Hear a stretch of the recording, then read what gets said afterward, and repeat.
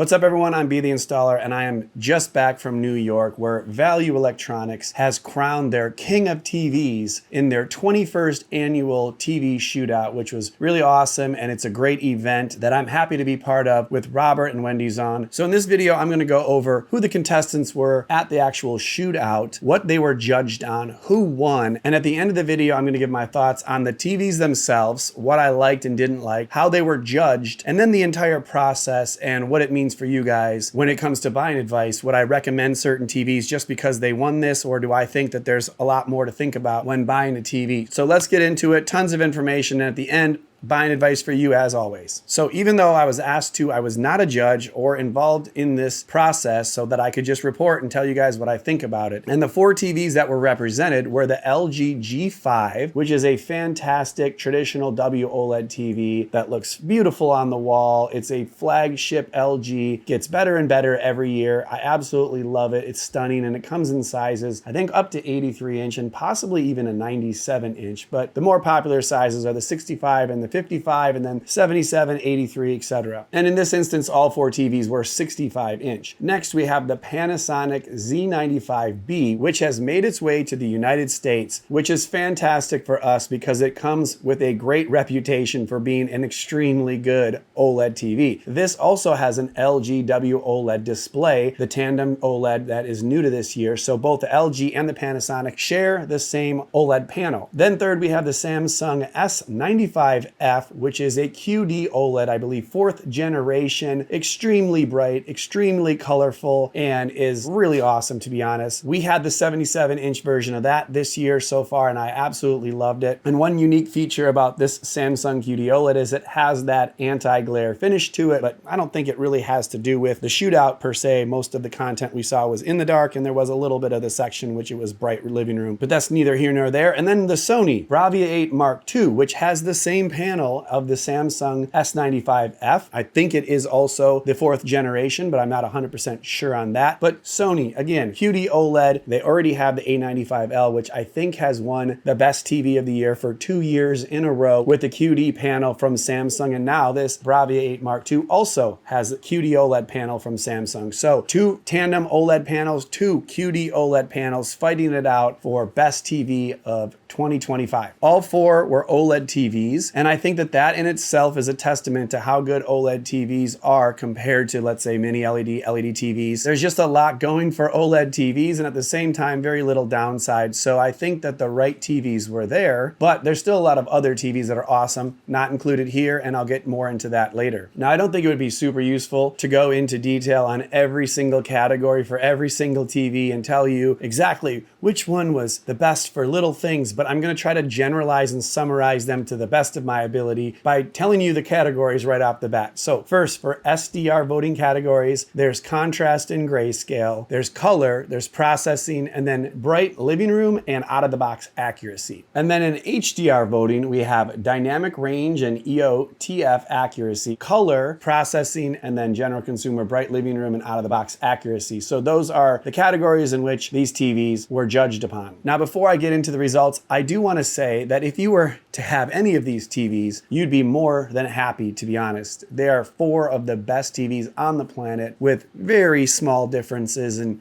I think your use cases and the size differences and the cost and so many other things will come into play when you choose one of these, more than just which one is the king of TVs.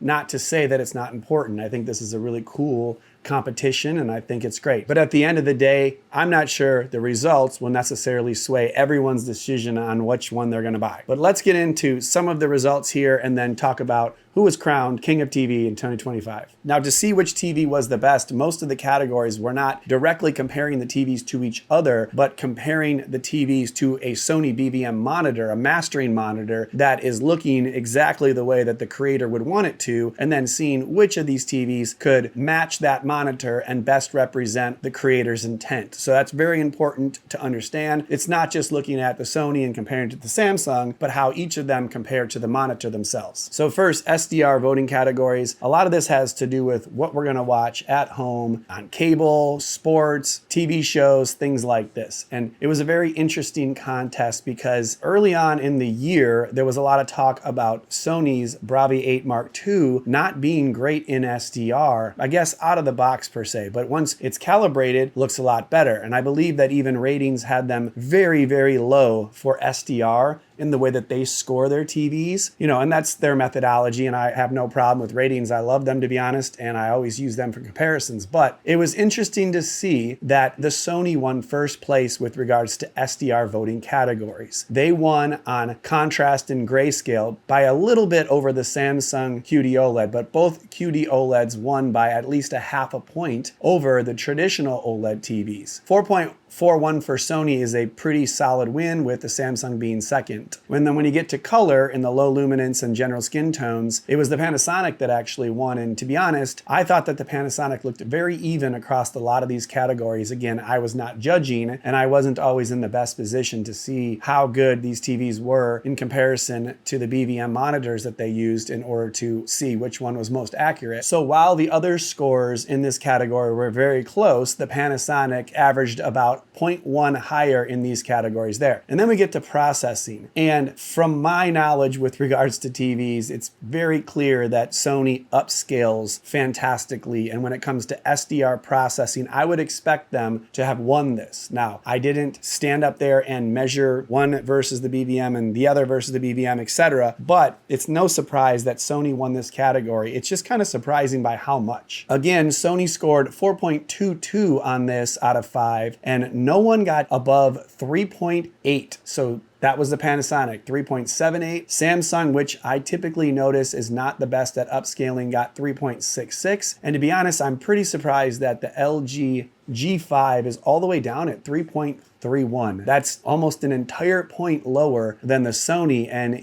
to be honest, a score like that almost takes them out of the running for this entire competition just based on one of those scores being so low. But as I see it in the other three categories, they're last place in all of them so far. And lastly, we have bright living room out of the box accuracy, and the Panasonic won that in a closer race, 4.25 to 4.19 for both the Samsung and the Sony. And again, in last place, LG G5. So overall SDR, Sony won 4.16 to Samsung's 4.0 to Panasonic's 3.92 and LG at last 3.68. And that's half the battle right there because we're judging on SDR and HDR. So really what we got to do is just go right to the HDR and give you more of this information. And if you want to skip ahead to the final results and find out who won and what I think about it, feel free to do that. I'm just trying to give the information best I can. We'll try to go over the HDR a little bit quicker. Again, dynamic range, EOTF accuracy, it looks like the Panasonic won with a 4.03. But not far behind it was the Sony at 3.94, and not far behind that was a Samsung at 3.88. And again, very surprisingly, the LG very far down at 3.41. And then we get to color, and this is just crazy because again, Samsung won that. It's not crazy that Samsung won that. Very bright and beautiful colors with regards to that QD OLED TV. Second, 4.03 is the Sony, and right behind it, third is a Panasonic 4.00. But what's crazy is that LG, with basically the same panel as Panasonic, has a 2.88. So I'm not a calibrator and I'm not the one that did calibrate these TVs, but why is it an entire 1.5 below the winner of Samsung and even more than a point lower than the Panasonic that shares a very similar panel? That's kind of an outlier with regards to the scores. And I just think at this point, with all these low scores from the LG G5, there's just no chance it can keep up with the rest of the TVs and is almost destined to get last place in this shootout. Then processing, Panasonic won again, 3.97. So in HDR processing, if you're going to be watching HDR movies, it looks like Panasonic is a really good option, right? And I think a lot of us would say we'd want to watch movies on any of these TVs. And then second place, the Samsung. Third place, the Sony, almost a half a point behind the Panasonic for HDR processing, which is pretty incredible to be honest. And then again, following up in fourth place, LG G5. And last but not least, bright living room content. 4% here. The Samsung won that 4.38, and then the Sony was close enough behind at 4.19. And the first time that I've seen LG is not in fourth place, it's actually in third place, and last is the Panasonic. So that's interesting. I don't think I've seen Panasonic be last in any of the numbers so far besides this one. So overall HDR, Panasonic wins 3.98, but it was so close to the other competitors. The Samsung only 0.01 behind, and Sony only a tenth of a point behind, and LG just got crushed here. So I'm going to talk about that in just a second. So overall winner of the 2025 shootout was Sony with a 4.02 overall score, and the Samsung 3.99, Panasonic 3.95, and the LG 3.49, just really far behind the other three TVs. So let's take a minute to congratulate Sony for the winning of the 2025 TV shootout and the Sony Bravia 8 Mark II being the king of TVs in 2025. So what does that mean for the TVs and how they should be looked at and how the judging process went and all that? So first, I'm going to get into kind of how I feel about the TVs and who won. I love Sony. I love the Sony A95L, and I think that the Bravia 8 Mark II is a great TV as well. And I'm not surprised that Sony won it, nor am I mad about it. I like Sony TVs. They look really good. And when it comes to things that I think are very important, Sony does well in those categories. The processing in general, I think, is really good. I do think it is amazing in SDR, the way that they can upscale content to make it look like 4K. And I've seen the Samsung and the LG trail that, the Samsung by more, and I haven't seen the Panasonic. I thought the Panasonic did a great job, but they didn't do well enough in SDR to make up for the fact that they just barely won the HDR. So Sony had an edge because they were really good or pretty good at everything in this shootout. But Samsung to lose by only 0.03 points, it proves that it's a really, really great TV. And for the Samsung score, they had one particular test that they did not do very well with regards to 60p motion. And in fact, the TV had to be changed because it was unable to do it properly. And there was some miscommunication, or there was some issues surrounding that. It was late in the day. And because of that one category, Samsung's score was reduced. And I think that that's the difference between them not getting 0.03 points more. So maybe they could be the king of TVs had that issue been resolved. So I can't tell you if it was a worthy issue that deserved to be marked down so much, but it's clear that that was one of the main things that Samsung got marked down for. In third place, the Panasonic was one of the best TVs in my opinion, and they were really consistent in most of the categories across the board. And what surprised me about the Panasonic is that they had such low scores comparatively to the Sony in both the SDR, grayscale, and contrast, and also the processing. So if you're Panasonic and you're losing those by 0.6 and 0.5, it makes it very difficult to compete when you did so well in HDR, you did great in everything else. It's just really those two categories that they got really penalized, or Sony did so much better than them that it made it very difficult for Panasonic to catch back up. However, the Panasonic looked so consistent to me, and I think anyone that bought the Panasonic Z95B would be extremely happy with its overall performance. I thought it was a great TV. And then lastly, the LG G5. LG was not at the event. It was the only company that was not at the event, and they got last place. So I don't know what that means. Was the fact that they weren't there and not able to make sure their TV looked best, did that hurt them with regards to how everything was scored? Was there bias because they were not there? I mean, I don't know. I don't think so, but I'm just very surprised that the LG G5 got last place, because early in the year, I heard so many people in my comments and videos saying that the LG G5 was going to crush everyone for TV of the year this year. And for it to get last place is crazy to me, because I still think it's a very nice looking TV. It looks great in a lot of situations, very bright, maybe too bright in some situations once calibrated, but there's more things than just brightness and how punchy the screen looks. Just surprised that the G5 got last, and by a solid half a point. Now, in my opinion, there's a couple of challenges with this event and how TVs are judged